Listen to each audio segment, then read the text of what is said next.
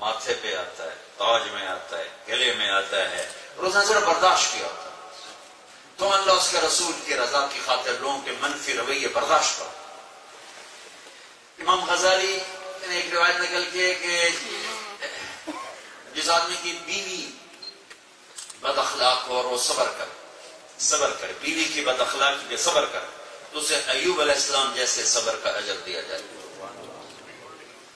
اور جس عورت کا خامد بد اخلاق ہو اور وہ عورت صبر کرے، خامد بد اخلاق ہو اور وہ عورت صبر کرے تو اسے حضرت آسیہ فرعون کی بیوی جیسا اجر دیا جائے جس نے فرعون کے ظلم و ستم کو سہا، تو اسے حضرت آسیہ جیسا مقام دیا جائے۔ بعض مرد زبان کے تیز ہوتے، بعضی عورتیں زبان کی تیز ہوتی۔ میرے بھائیوں، اللہ اور میری بہنوں، اللہ اس کے رسول کی بارگاہ میں جگہ بنانی ہے، یہ زبان قابو میں کر، یہ زبان قابو میں کر، یہ زبان قابو میں کر۔ اللہ بھی تمہارا، رسول بھی تمہارا، جنت بھی تمہاری، لوگ بھی تمہارے۔ تم بیوی سے میٹھا بول بولو، زندگی بھر قربان ہو جائے گی۔ بیوی خامن سے میٹھا بول بولے، زندگی بھر کسی اور عورت کی طرف اس کی نظر نہیں جائے گی۔ حسین سے حسین شکل دل سے اتر جاتی ہے جب زبان قبول کڑوا ہوتی ہے۔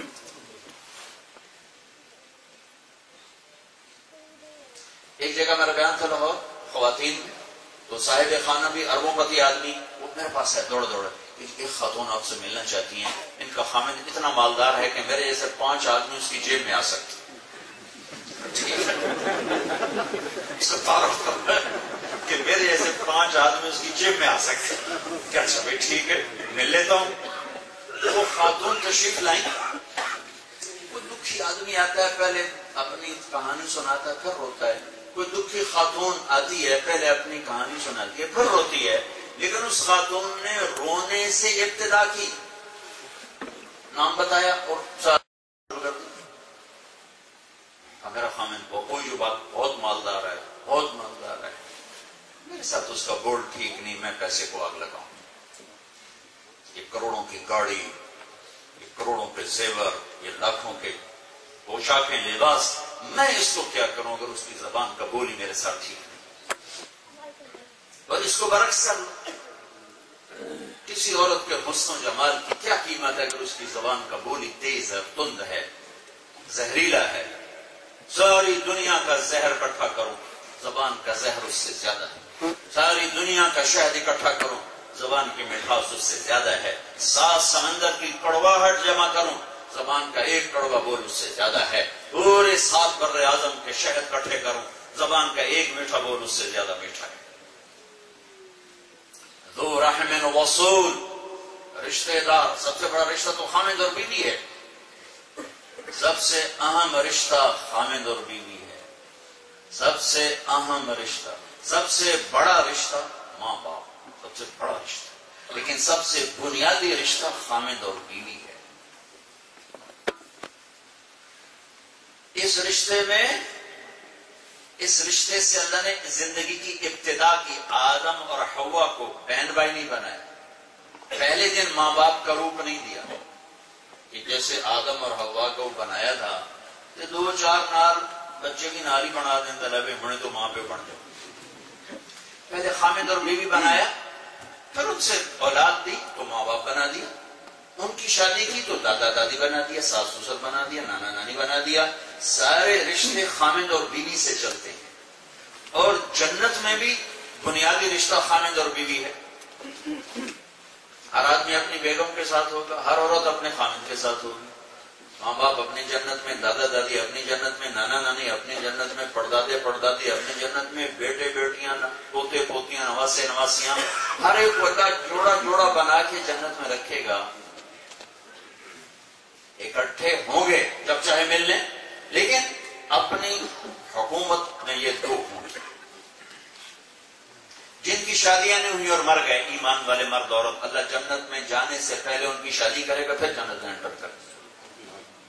تو سب سے اہم اور بنیادی رشتہ خامد اور بیوی ہے۔ تو صلہ رحمی میں اور اچھے سلوک میں سب سے بڑا حق ہے میرے اوپر کہ میں اپنی بیوی سے اچھا سلوک کروں، اور میری بیوی پر حق ہے کہ وہ مجھ سے اچھا سلوک کرے. اور آپ کو ایک عجیب حدیث سناؤں. سب سے پہلے جو عمل ترازو میں تولا جائے گا نماز سب سے بڑا عمل ہے. روزہ نہیں، حج نہیں، زکوٰۃ نہیں، جہاد نہیں، تبلیغ نہیں، علم نہیں، ذکر نہیں. سب سے پہلے کون سا عمل تولا جائے گا؟ سب سے پہلے میرا اپنی بیوی سے سلوک تولا جائے گا. اور سب سے پہلے میری بیوی کے عمل میں سے اس کا میرے ساتھ سلوک تولا جائے گا. باقی عمل بعد میں تولے جائیں گے. اگر آپ یہاں خاوند بیوی رہتے ہو تو اس رشتے کو مضبوط کرو. اور اب تمہاری اولاد ہے، ان کے لیے ٹائم نکالو. یہاں کی زندگی ایسی ہے کہ بیوی کو بھی لگنا پڑتا ہے، خاوند کو بھی لگنا پڑتا ہے، تب جا کے پہیا گھومتا ہے. تمہاری مجبوری ہے، ٹھیک ہے کرو، لیکن اللہ کے واسطے اپنے بچوں کو ٹائم دو. انہیں مسلمان بنا کے مرو. کتنی ہماری نسلیں گم ہو گئی کہ ماں باپ نے بتایا ہی نہیں ہم ہیں کون اور ہم نے کرنا کیا ہے. پیسہ بہت کٹھا ہے. میرا اپنا ایک ماموں رہتا ہے ادھر انگلینڈ میں، کروڑوں پتی، پاؤنڈ میں کروڑوں پتی وہ آدمی بنا. میں جب ملنے جاتا پتر ویلا کوئی نہیں، پتر ویلا کوئی نہیں. بڑے میں اس کے پیچھے گیا، پتر ویلا کوئی نہیں. سن 2000 میں گیا تو اس کے 10 ٹیلی فون میرے پہنچنے سے پہلے آ گیا. تارک آیا کہ نہیں ہے، تارک آیا کہ نہیں ہے. وہ آوے تو مینو ملے. میں کہ ماں مینو کی بچ گئی. یہ کیا ہے پتر ویلا کوئی نہیں، کیا مینو آ کے ملے. تو ہیلی فیکس میں رہتا ہے، ڈیوزبری کے قریب ہے. میں چلا گیا تب وہاں بیٹھا. کبوتر اولاد چھڑ کے چلی گئی. 26 سال بعد پتا لگا کہ اتنے نہ ہی آتا تو چنگا سی. چٹنی روٹی تو پاکستان میں لگ جانی ہے. دولت بڑی بنائی ہے تو سب کچھ چلا. کیوں بچوں کو ٹائم نہیں دیا؟ انہیں کیا خبر ہمارا باپ کون، دین کیا ہے، ایمان کیا ہے، ماں کیا ہے، اسلام کیا ہے. دن رات پہیے کی طرح گھوم گھوم گھوم گھوم. بچوں کو ٹائم دو. چھٹی کرو، چھٹی والے دن موبائل آف کرو. یہ گورے کتنے سمجھدار ہیں. ہفتہ اتوار ان کا فون تم ملاؤ کبھی نہیں ملے گا. تم ٹائلٹ میں بھی فون سنتے، تمہارا ٹائلٹ میں بھی آف نہیں. کتنی دفعہ میں نے ایئرپورٹوں پہ سنا ٹائلٹ پہ بیٹھ کے بات کر رہا تھا. اور یہ فیصلہ بازی اور ٹائلٹ میں بیٹھ کے سودے کرتے ہیں. تو تم ایسا ظلم نہ کرو، ایسا ظلم نہ کرو. جب گھر میں آؤ فون بند کر، بچوں کے ساتھ بیٹھو، بیوی کے ساتھ بیٹھو، بیوی خامن کے ساتھ پورے انوالو ہو جاؤ. محبت دو، محبت. میرے نبی نے پوچھا اسلام کا سب سے بڑا عمل کیا ہے؟ صحابہ نے کہا نماز کا نہیں، جہاد کا نہیں، روزہ نہیں، حج نہیں، صدقہ نہیں. اچھا تو پھر کیا ہے؟ کہ آپ نے کہا اسلام کا سب سے مضبوط عمل آپس کی محبت ہے، اللہ کے لیے محبت ہے.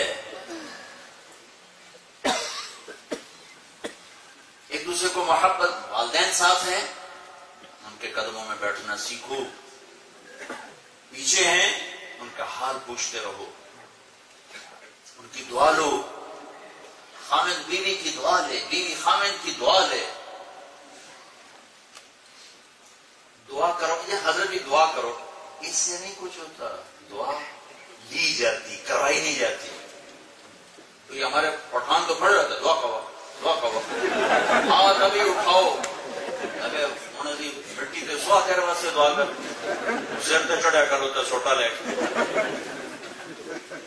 دعا نکلوائی جاتی ہے اور خدمت سے نکلتی ہے. میں 90 کے حج میں تھا، مجھے 2 گوڑیاں ملی مدینہ منورہ. میں پترا راہ کھڑی گئی ہیں زنو راہ لا. وہ میرا بھی دوسرا حج تھا، 89 میں پہلا، 90 میں دوسرا. میں کہا ماں جی میں نے کوئی پتہ نہیں مدینے کا، میں کی کرا. تو پھر مجھے خیال ہے، میں کہا میں تمہیں ادھر لے جاتا ہوں جہاں عورتوں کا ونگ ہے، باب النساء مدینہ، جہاں مسجد نبوی. ادھر تمہاری بلڈنگ کی کوئی عورت مل جائے تو چلی جائے. کہا چلو تم اتھے لا. دونوں تھی کوئی راؤنڈ اباؤٹ 70. میں ان کو لے گیا، وہاں جا کے چھوڑ کے میں اپنی مسجد میں آ گیا. عشاء کی نماز کے بعد اس طرف تھا باب النساء، یہ ادھر، اور میں ادھر رہتا تھا، میرے ساتھ میری بیگم بھی تھی، والدہ مرحومہ، پھوپھی مرحومہ، 3 مسورہ، چوتھا میں ایک وہاں دوست تھا میرا، اس نے مجھے پورا اپنا گھر دے دیا تھا اور بہت آسانی کر دی تھی. تو میں اپنی والدہ بیگم اور پھوپھی کو لے کر جب نکلا اور اپنے گھر کے قریب پہنچا تو چھوڑا میں نے ان کو ادھر تھا اور میرے گھر کے قریب فٹ پاتھ پہ بیٹھی. میں کہا اماں کانو بھی پڑا کہ مڑ کھڑی گئی.